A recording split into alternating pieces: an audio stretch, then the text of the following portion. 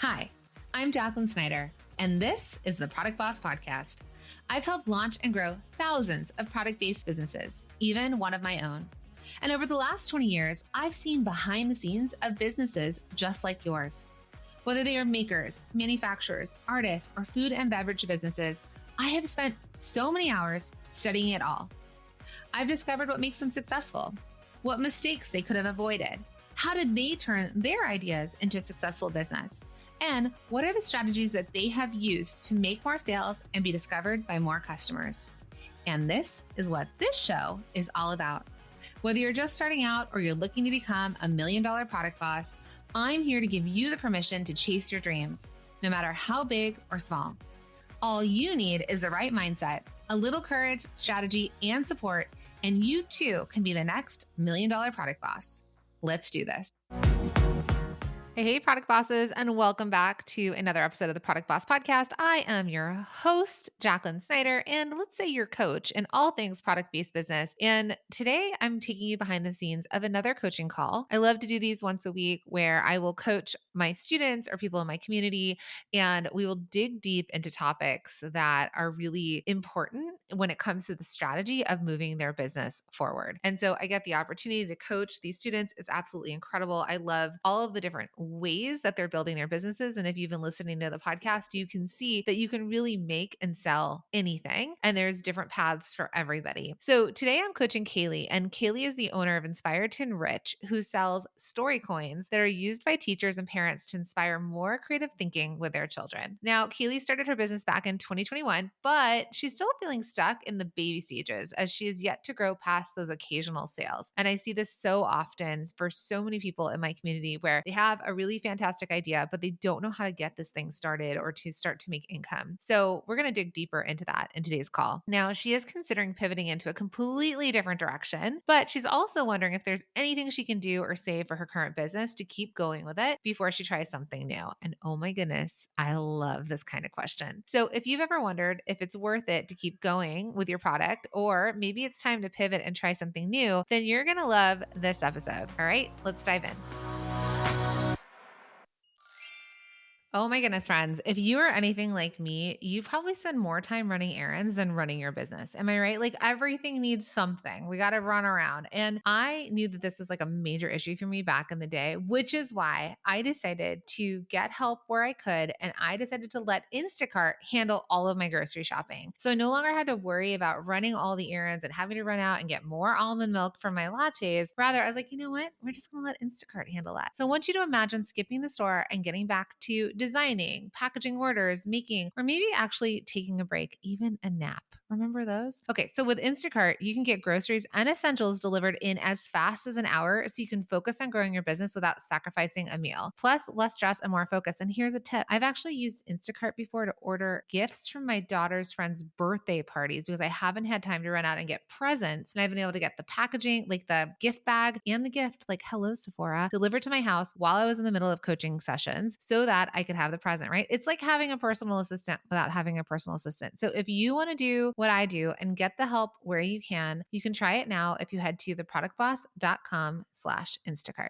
Okay, so tell me a little bit about your business. So I started like a hands-on game called Story Coins. It was something that my grandmother and I did as kids. She would ask me to tell stories. And so I had done like a summer camp one year and created these little coins for them. And then 2021, I found a company that makes buttons. So they're basically buttons without the back. And so the idea is that you pull one out and you start a story and you can work together collaboratively to share stories. So I've had them, for 4 years now, and I've used them with my students in class and they enjoy them. And I've done like markets here and there. I do have an online website. And so I've sold a few things online, but I'm like, it's year 4 and it's starting to feel like a square peg in a round hole. Like I feel like it's a good idea, but I also am feeling like it's not translating, or like people just aren't getting it, or it's just not something that is needed on the market. And I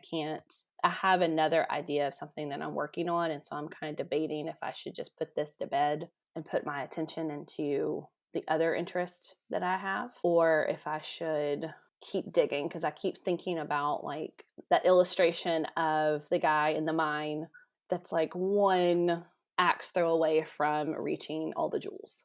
And so I keep focusing, but I also teach full time. And so I don't have a lot of income to throw into it either. And so, like, when I buy them, it's full price. It's not like a wholesale deal because I'm not buying that much. So, like, my profit margin is not great. Last year, I had, or maybe it was the year before, maybe $300 in the year. But then that goes right out the window with paying for a website and ConvertKit and all that stuff too. So I feel like at this point I'm just like breaking even if I'm not putting money into it.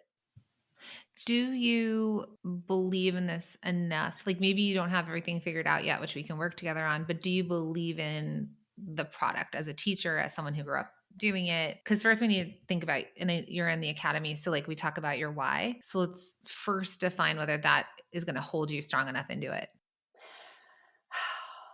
I think that's part of I feel like maybe I'm holding on to it because it feels like a no. Like I've been contemplating leaving education this year. It's been a really, really rough year. And so I think part of me is like, that's not something I want to work on when I get at home because I'm so done with school. I'm totally burnt out. You're just burnt out. Yeah. Well, one, I want to tell you, I see you and feel you and hear you, and I'm sorry. It's been so rough, and you'll get through it. You've survived 100% of your worst days, and you will continue to do so. Okay. I have some ideas for this other product. Do you want to talk about the other company at all? Yeah. I mean, we can. Or are you over it? I'm not 100% over it. It's just like they're just little coins that you pull out of a bag. So originally, my mom was sewing the bags for me, which was super nice, but she also has a full time job. And so I was like, that's not sustainable. So we switched to just some nice, like sturdy plastic bags that I found on Amazon. And we had a little market in our small town that I put them in for like a 70-30 split. And they did well, but the things that sold the most were journals and like nice pens. And so then I tried to like bundle them together, but I don't know if I'm not communicating it well because my students, when they play with them, like they just get them out and just start playing. But I'm also, other than my own personal child, I don't have any kids that I can use as photo or video. So like I have my students playing with them, but I can't post that on social media. And so I don't know how to translate what they're doing in the classroom to what parents could do at home or if they would even want to. Because I also know as a mom, like I don't want another thing that is just going to end up shoved in a corner or in the trash. So do you know the game Quirkle? I've got ideas, so I just want to show you this so you can get an idea. So it's this product. It comes in a bag. And it just has all these squares, these black squares with these different shapes and different colors. This is not exactly it, but this is just what I imagined for like the presentation of your product. So just a basic printed bag with a bunch of buttons in it or squares or blocks or something with images on it. So I think that the problem is that I think you could pivot or no, sorry. I think you could refine. You don't need to pivot. I think that there's ways that you can move this through in a more scalable way, but I think that the messaging isn't clear. You're not targeting the right market and you haven't made it that it's scalable yet, right? That's kind of the things that you're feeling are missing. So we need to first highlight the clear benefits of it, right? So who it benefits. So it's great for kids because it helps them with imagination and think creatively. And who would want them? Parents and teachers, right? People who are raising kids that want to do that. You want to shift your brand to kind of this idea of like helping kids think more creatively while reducing screen time or something like that. Because so many games now are kind of turning to digital because they like those hits of dopamine. So it might be ways for kids to still tell stories or to communicate through these. I think it's this creativity in a bag, but I think by you separating it into these the animals or the story jar or the writing game, like the fact that you're separating them out might be too specific versus what if they got a huge bag of all sorts of images and they pulled them at random and told a story at random. So it's only one product. Instead of doing like themes. Yeah. One product with a whole bunch of images in it and they pull it at random and it tells a story. I don't know the game exactly, but just thinking about like right now it's too defined, right? Like it's too defined and too much to explain. Like Super Spy Story Coins writing game. But if that and the animals and outer space and everything was in one and I just pulled random things out, then it's almost like to me, it feels like Mad Libs, or if there was a way to make it like Mad Libs with the images. That's kind of the original purpose of the game was you would be in a group and you would pull something and be like, oh, I found a dog at the shelter today. And then the next person would pull out a coin and they have to add to the story. So you never know what the story is going to be. It's going to be different every time you play because every person's going to pull something different and come out with a different idea based on what they see. But then I've watched my students take it and play word games. I had one group one year would like act out things. They would make up their own, almost like charades based on what coin they had. So they kind of took it and ran with it.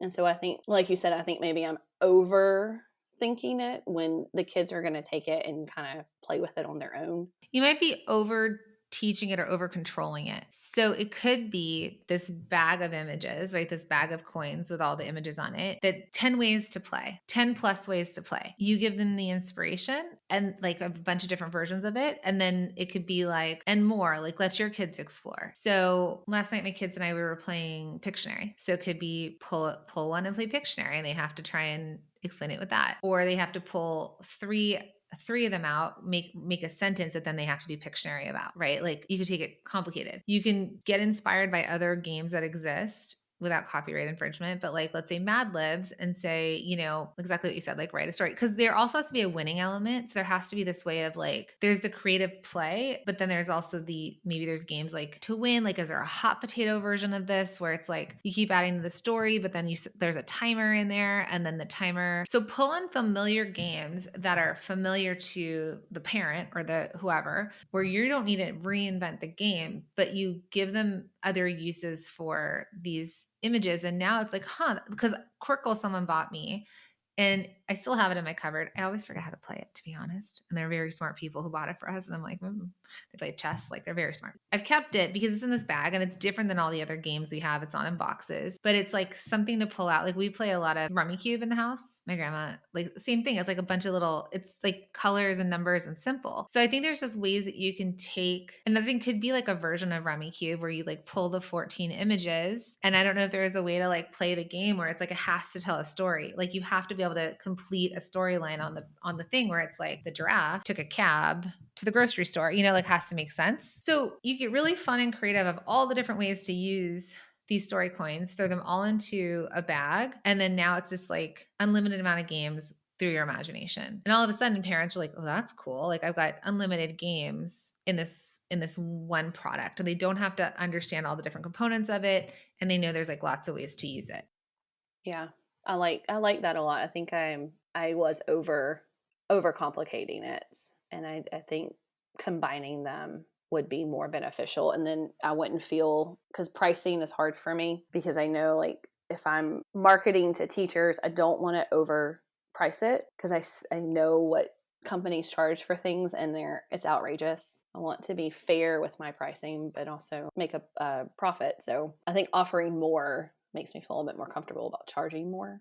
There's also simpler ways to get this made where you don't have to make it and make every button. So if you come to the conclusion of this, you can get coins, even like chips, wooden chips or something like that with printed images on them. Again, if you're mass manufacturing, or when I say mass manufacturing, but let's say you're like, I'm going to run 100 of these games. I don't know how many chips are in there, but like it's the same concept of the buttons. It's just different than the way your grandma made it kind of from home, right? This was her idea. She made it from home. There's ways to scale this up to make it feel more scalable. So if you think about story coins as more than a storytelling tool, it's just a creativity catalyst for all kinds of activities, right? So more play possibilities. You could be drawing, problem solving, learning games, social and emotional development, right? That will appeal to more buyers. And then it's easier to market. It could be travel friendly. And there's just, and then you can position all these different things. So they could be wood, kind of like those black ones that I showed you, the Quirkles. They could be wood discs that are big enough that they're not choking hazard with printed images on it. The original ones that I made were wood. They were like craft wood that I tried to draw on. That was a hot mess. And then I did the metal ones because I put them on magnets. So I had taken like a planner, just like a little A5 planner, and I put little magnets in it so that Olivia can take them when we go to the restaurant and put them on the magnets so they don't go everywhere. But I don't know that the people playing with them, I like the way that the metal feels, but I don't know that that would necessarily be a buying point. I think that would be a very specific audience that would be looking for a very specific texture.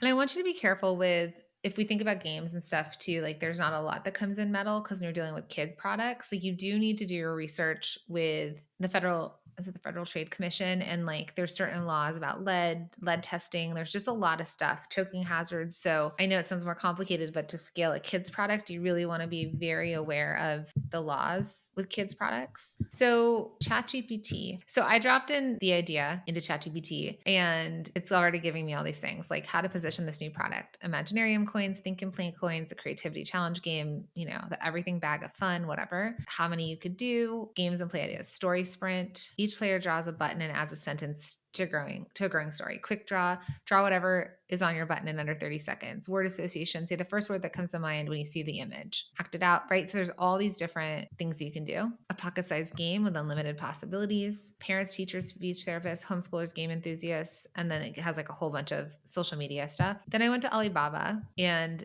I looked up wood games. So these are all manufacturers of wood products for kids. Or products, right? So you can find different companies on here.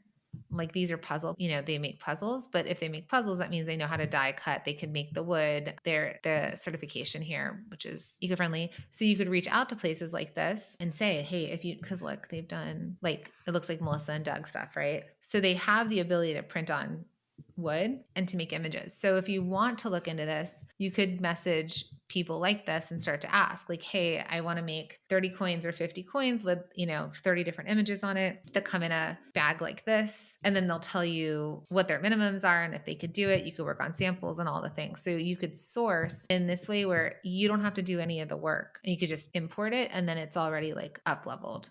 So there's a very simple way about going about the product. And I think this could be an Amazon product for sure.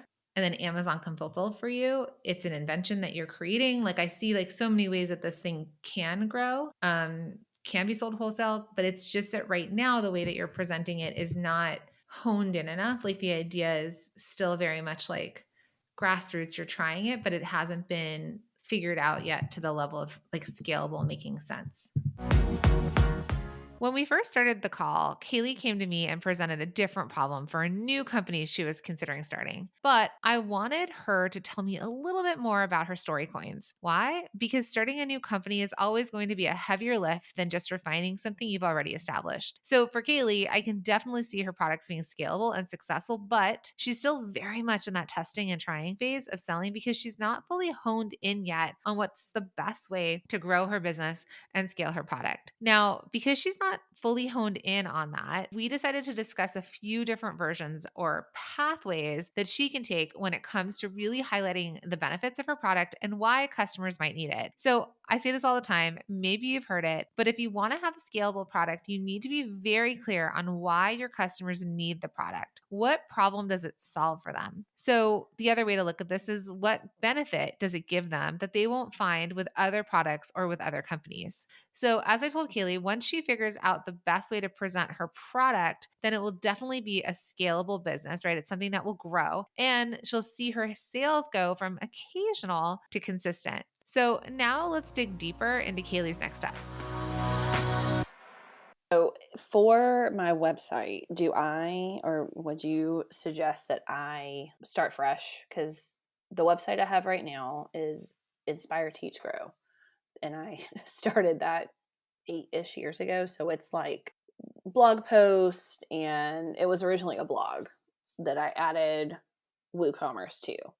And I feel like it's messy and confusing because like the URL doesn't match what I have. If you're going to go this route, if you're going to work on it, if you're going to upgrade it, if you're going to do everything, then I would say yes. If you're not sure, or you're going to test and try it, you could test the same thing. Like there are people even within the community that do wood product. So you could message, I forgot the name of the company right now. Her name's Stephanie, but she actually bought this business from someone else in Multi-Stream Machine, but it's like a wood puzzle company and it's all lightweight wood and they cut it all at home. See, I'm not telling you to do any of this stuff because you've got a lot going on. And so I don't want you to be like having to cut puzzles and cut pieces and stuff like that, right? Like we want to make this a very kind of easy product to just put out there in the world. So if you decided to do it, I think what I would tell you to do is, and being in the academy, we're going to walk you through, it's going to get loaded in there, how to build a website, especially one that converts. But before you even do that, if you have proof of concept, so you come up with this new idea, same way that I told you about the photo thing, you test with a small handful of people, you make a certain amount of them, even if it costs you more, but you're just doing it to start, and you test it, you get feedback, you get quotes. You could have a landing page and not sell direct to consumer and sell it online on Amazon potentially. Like that could be your next jump. And wholesale if you wanted. You don't have to. I don't know a lot of parents that buy games directly from websites. Yeah, and I think right now the website is just another thing on my plate. Like I'll try to write blog posts, but that's hit or miss. It doesn't get that much traffic like the blog posts or to get traffic, but even as a teacher now I'm usually going to chat GPT. I'm not searching blog posts for ideas or for things like that. And like all of the materials that we use in the classroom, 90% of the time they come from um, manufacturers who make things for the classroom specifically, like Lakeshore and those types of places. Totally. So I've coached some students before that have inventive products kind of like Osmo. And so having a online shop like Osmo, because there's technology and there's more to it, makes sense to have like a whole built out website. But for your product, I think it could be distribution channels. So one, Amazon is where a lot of parents shop, and teachers also register, right? Like I know at the beginning of the school year. So I think if you figured out this product, you had proof of concept and people would want to do it, and you're like, okay, I'm going to go all in. I think you could crush it on Amazon. Then you would give teachers like affiliate codes for it. They would register for it. You know, when parents are buying stuff, parents would learn about it. You could work with influencers. Influencers could pitch it and run people to Amazon to buy it. So you may not need to have a website for a very long time, or you just have a landing page with a opt-in that's like opt-in for more game ideas, just to grow an email list. But I just want to simplify it for you because you can do a lot of things, but you've got a lot of ideas and you're in a big transition phase in your life. So, and you're feeling burnt out because of life's just lifing. So I want to give you tools on both ends. One, you've invested and have a bit of proof of concept, but it could definitely be finessed. There's more investment probably in the front end with the coins. You can completely switch it and test a new business idea, which is the photos. You can try both, or you can kind of really lean into like now that maybe I've re-inspired the coins, maybe you're like, okay, let me give it one more go. Let me, go 6 months at trying to figure this out, or like this year. And then if it doesn't work, I could bring the other idea in. Like that's kind of an up to you answer. Yeah, like a 6-month deadline of this is kind of the last change these little things and see what happens. So did you catch what her next steps are going to be? So not only does she need to focus on honing in, but then she needs to get proof of concept for her product. So when you're in that testing and trying phase, which Kayleigh very much still is, you want to make sure that you have a viable product, meaning it's something that people want and are going to buy. So to determine this, you need to have proof of concept. In Kayleigh's case, since she's deciding between starting a brand new photo business or continuing on with her story coins, we set a timeline for her to really lean into refining this business, this product, and getting proof of concept before she pivots to building something totally new. Trust me, there's so many times where I'm like, it would just be easier and better if I could just start something new. But what we got to do is we got to dig in and put our full focus onto what we want to grow. And when we know that we've tried everything, then we can pivot if the business really isn't working. So now let's discuss the next missing piece, which is figuring out who her ideal customer is.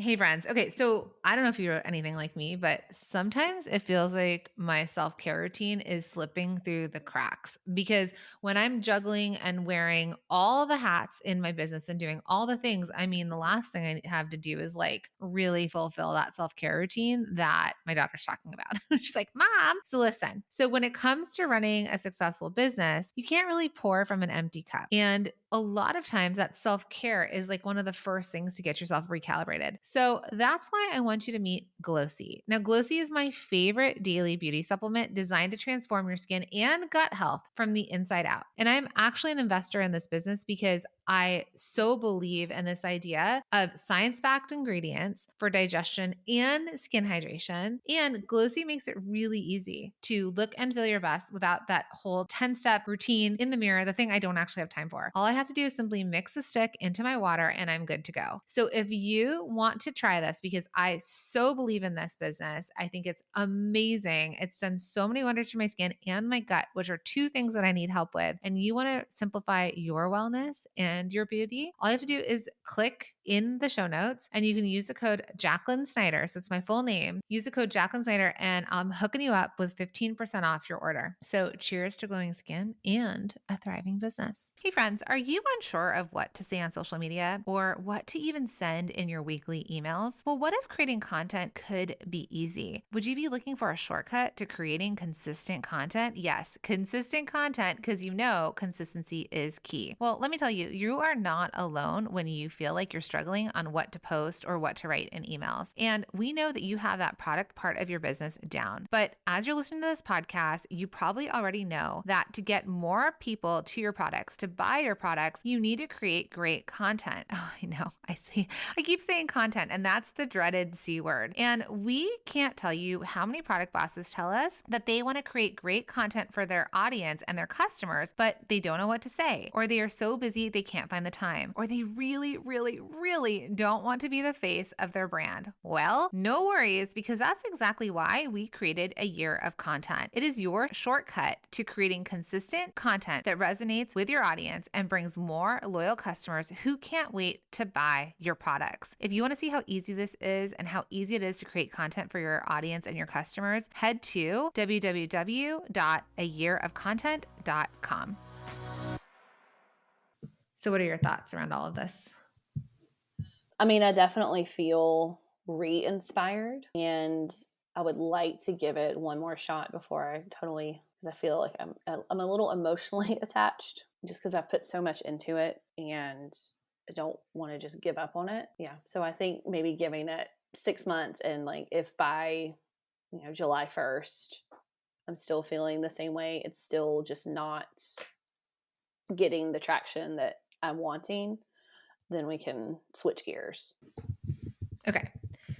So I love this because I don't want you to throw something out if it doesn't need to be. I think this could be, there's potential here. Okay. So, but if we're going to lean into the coins, the story coins, go through the academy with a new perspective. Okay, I'm going to treat this kind of new and I'm going to go through ideate it. And I really want you to research the market and validate the demand and your ideal customer avatar with this new way of approaching it. You're going to want to research similar products that are out there. Like I brought up Quirkle. I was like, hey, this thing is wood in a bag painted. So you can look to Montessori, you can look at other storytelling games, all the things. And like kind of we talked about what if these were just a bag of coins, how many games can they play? And you can use AI to help you with that as well. Another thing that a friend of mine, she was on Shark Tank, has a 8-figure business selling product for kids. She has parents for playrooms. She got into a lot of Facebook groups with her ideal customer avatar in it. And she listened to what they were saying. So she paid a lot of attention to what they were saying. And she didn't sell directly to them, but she kind of seeded, or she's like, hey, coming out with this idea. Does anyone want to be a test person for this and like try it out? So the more test people you can have test it and give you feedback, the better. It's just going to be proof of concept before you spend a ton of money on something that you don't really have to spend on right now. You're also going to define the concept of the product. How many coins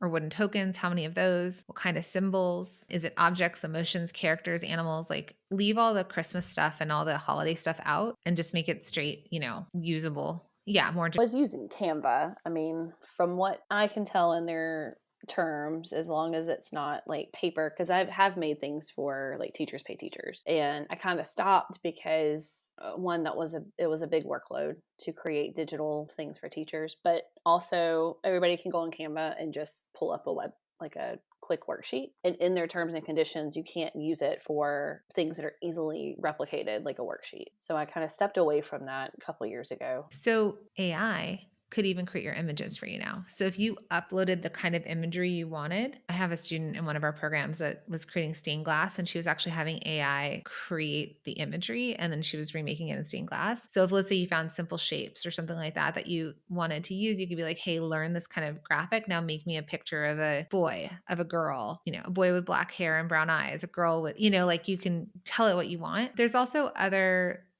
I'm forgetting off the top of my head right now, but there's other websites that there's free images that you can use. I don't know about the graphics, but there's free images, and then there's paid versions where you can download graphics that you have commercial use of. People do that for prints, like for fabric prints and all that. So there's lots of options for you there, but right now you're just going to kind of piece through this. So you're going to figure out the game, the concept of it, and then you're going to approach suppliers. And again, all of this is in the academy, like how to message them, what to ask them, all of that. And then you're going to source suppliers. You're going to see like, well, what would this actually cost? Could I get this done? Could I get it printed? Like, could it come in? Like, what would it be like? And you're going to kind of go through those steps to see where you're at. And then if you want to, in the meantime, test stuff with the New Jersey company, you can. Or if it's a wood company, like you might find someone else who does like wood instead. Again, though, I want you to look into the Federal Trade Commission, like rules around kids products, because you're gonna have to be like ages 3 up or 5 and up, and then really get into like the ideal customer and the branding and the messaging. So that's really like all the modules in the very beginning of the academy are ideate it, make it, and brand it. That's literally the 3 parts we're talking about right now. If you can prove concept, come up with a brand, and you're like, yes, this is a go, then you can get into, making it, prototyping it, testing it in an initial launch, and then getting it onto more sales channels. But those are the first few steps I want you to do to kind of revalidate the product and feel like you've got some meat behind it and that you're still into it. Better foundation than kind of what I had. I mean, how specific should my avatar get? As teacher and parent, to me, I feel like I'm speaking to 2 different people because I don't want to over teacherify things for parents. I'd probably speak to the parent because it's a game. And if we think about a lot of games that are sold, they're really sold to the parents, and then teachers want them in the classroom. So unless you're really going to be like a teaching game, which again, like I remember like my kids' teachers wanted Rummy Cube and they wanted these games that we already play at home. So I feel like I would position it towards parents and make it set it alight with parents. But then, so I do have students in the programs they make products like this, and then they do get hooked up with different homeschool grant companies. And so homeschoolers have a certain amount of money they can spend. So her product is on these different websites that they can spend the money and buy from her product. So I think long-term you can go that route. But first, we just want proof of concept that kids and families want to use this product and they tell people about it. And from a finance perspective, you can do Kickstarter. You can do Indiegogo, right? Like you can, when you do these kind of like funding websites, more people, it's also marketing, right? So people talk about it, but there's a whole bit of marketing if you want to do that. But also knowing that you're a woman, there are grants and small business loans and things like that you can take out as well as a woman that can also help fund it if you do need more funding for it. But this really plays back into, the concept, like what we really teach here at the Product Boss, which is when you need the solid foundation, kind of like you said, you pieced it all together. You've just been doing it. It's really not doing anything that you want it to do. It's just kind of there and not really turning a profit. And I'd love for you to make way more than $300, $300 a week, $300. Let's do that, right? Like it's going to take a little bit, but I think you absolutely can. And the other side here, and this is, I know you're not a multi-stream machine yet, and when you're ready for it, that's why I created the Academy, because it's like, I want you can see all these steps to go through and to get this viable, sellable product. And then when you have the viable, sellable product, the next part is understanding that you can grow a business off of being known for something, right? You don't need to have an entire product line. You don't need to have, like, you had all these different game versions of it. It does not have to be that complicated. It gets too complicated for the customer. It gets too complicated for you. So how do we lean in and have scalable, sellable products? Some people might be able to do one like you, and some people might have a core product with like some supporting products around it, but it's not all the things for everybody and all the different variations. I think the idea of combining them into just one bag is like, I don't know why I didn't think of it before, but it makes me feel a lot better about it. It's a lot less stressful to think about. And like you said, I think it'll make it a lot easier for people to understand it. And that's so much a part of one, establishing the brand, and then the marketing and messaging. We can overcomplicate. We get too insular and too in our heads and too in the stuff that we're already doing. And I think one of the other biggest gaps that I see so many of our students have is that they just don't research the market enough, And I think maybe that's probably one of my superpowers is I kind of pick up a lot of information from a lot of places, and I can kind of zone it in for you. So I'm glad we were able to do this one-on-one. That probably is one of my superpowers. But either way, I think knowing the market really helps you then say, well, where's the gap? How can I improve? But also we don't want to develop and produce and put our hard-earned money and time into something that we've not validated. So I want you to validate this.